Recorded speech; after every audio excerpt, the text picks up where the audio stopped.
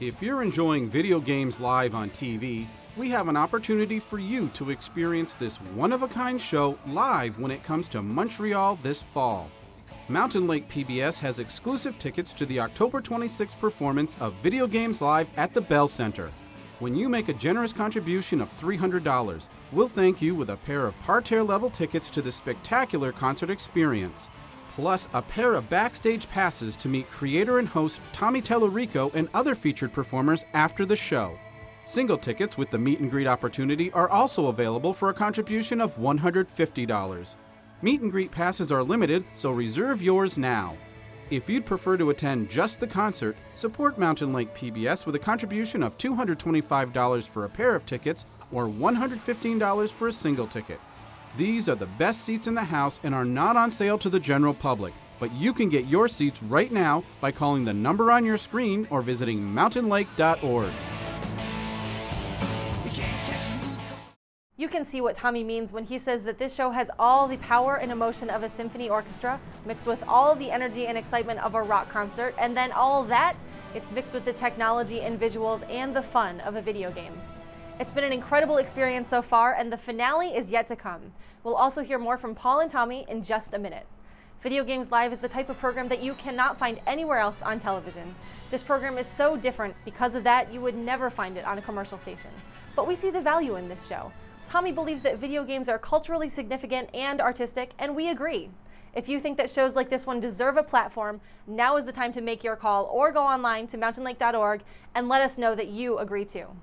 I'm here once again with the program creator, Tommy Tallarico, and you really enjoyed the sounds of video games from way back in the 70s, just the sounds. Yeah, you know, when I was 10 years old, I used to take my dad's big cassette recorder and I would go down to the local arcades and record all my favorite video game music, and then I would take it home and record all my favorite game music at home on my Intellivision or my Atari, and I would take the tapes and I'd splice them together, and I would invite all the neighborhood kids over, and I would jump up in front of my television set. I would charge them a nickel, by the way, and I would jump up in front of my television and put my favorite video games on TV and play back the cassette that I made, and I would pretend, I'd bring a guitar and I'd pretend to play along with the music. So I guess those were considered the first Video Games Live performances way back when. It seems exactly like what you're doing on late stage. 70s, yeah. It's come full circle now, and I'm, you know, you kind of, I guess you know, when you think about something so much, it manifests itself eventually. Looks like you're having a great time up there with your guitar, interacting with the audience, interacting with the musicians. There's a part in the program where the cellist is actually playing as if it's a guitar. Was that spontaneous? Yeah, you know, it's one of those things where I always say to the symphony before we play, because a lot of times we play with these, you know, very prestigious and honorable symphonies, and a lot of times, you know, again, a lot of symphony performances are very, very highbrow and but everybody's in tuxedos and let's not put our hair down. And I saw this one guy, and he's got like a ponytail, and he's like, oh, this is an old hippie. I know if I come up with him with my Spider-Man Les Paul, and I start, I want to get this guy out of his chair going. And he went for it. It was fantastic.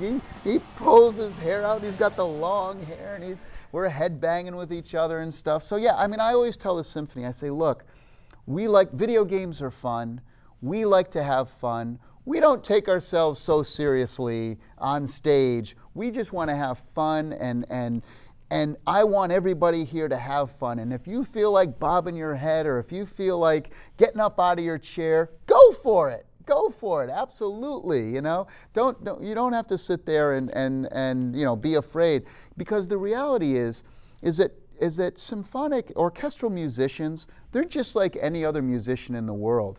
They will feed off the energy of the audience. If the audience is, and in our show, the audience is out of their chair and yelling and screaming, I want them to not only enjoy that and feel like, rock stars themselves, but I want them to really give back to that as well, and give back that same energy. People in the symphony will always come up to me at the end of the show and go, I've been playing oboe for 40 years, and I have never heard an audience like this. I feel like I'm one of the Beatles right now, or Elvis Presley, screaming cheering, clapping for symphonic music. This has never happened in the history of the planet. You know, even in the time of Beethoven and Mozart, it was still a very, you know, classical, you know, it was for old rich people, you know? and so we want to make it for everyone. We want to make symphonic experiences for everybody, for the whole family. Now, at the live show, what can people expect? Not only is it this amazing music and beautiful music and the visuals, and everything is completely synchronized. So it's, you know, not only is it the greatest video game music of all time played by a full symphony and choir, but everything's completely synchronized to massive video screens and a stage show production and interactive elements with the crowd and special effects. And you know, the interactivity is something that's really unique, I think, to our show. I mean, we literally have segments where I'll pick somebody out of the audience to come up on stage, and they'll play a video game in real time on the screen while the orchestra is changing the music in real time on the fly, depending on what the person is doing on stage. You know, so we have a lot of cool things where we'll use interactive texting. So we let the audience decide what songs they want to hear in the show, and we just throw up the texting number, and it's a live bar, a live interactive bar going on. So you can see how well your game is doing, and so you can keep texting and see the bars move. So it's like the audience is playing a game within the show. So they're selecting some of the music in the show? Live, during the show, they're selecting the music. That's a whole new approach to a concert experience. It's crazy, it's crazy. I mean, we even do, I'll do crazy stuff where I'll come on stage during the show and I'll take a picture of the audience and I'll put it up on our Facebook page and tell everyone to tag themselves during the show, and then we'll pick somebody who tagged themselves and we'll pick them to come up on stage and play a game. And so it's all sorts of crazy stuff like that. Yeah, why not? It's the video game industry.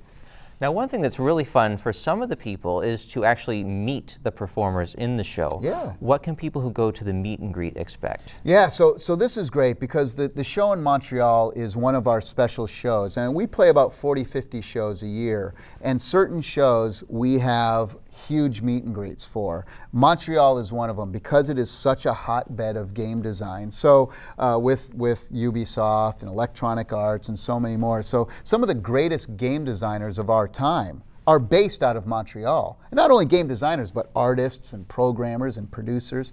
And so what we're doing is we're putting together a massive meet and greet for the Montreal show, where, you know, I'm getting a lot of my high-profile friends from the video game industry who've worked on some of the biggest selling games of all time. And so we're going to have a special meet and greet, you know, just for the PBS audiences.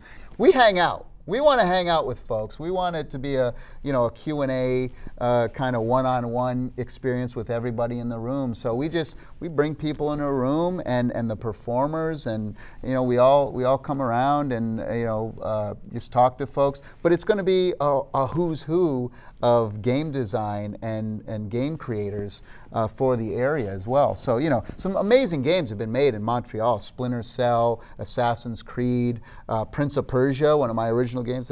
So, you know, a lot of those folks who worked on those games will be there as part of it. Now, at the live show, people are going to experience that contest winner from Guitar Hero coming up on the stage. How do you enjoy playing the guitar with that contest winner? Oh, it's great because, you know, the Guitar Hero contest winner literally becomes a guitar hero for 5 minutes or whatever it is. What we do is we set a score that's a challenging score, and we say, if you beat this score, you have to come up on stage and play the game. The orchestra and myself are going to play along with you, but you have to score a certain amount of points. And if they do that, they win a big prize.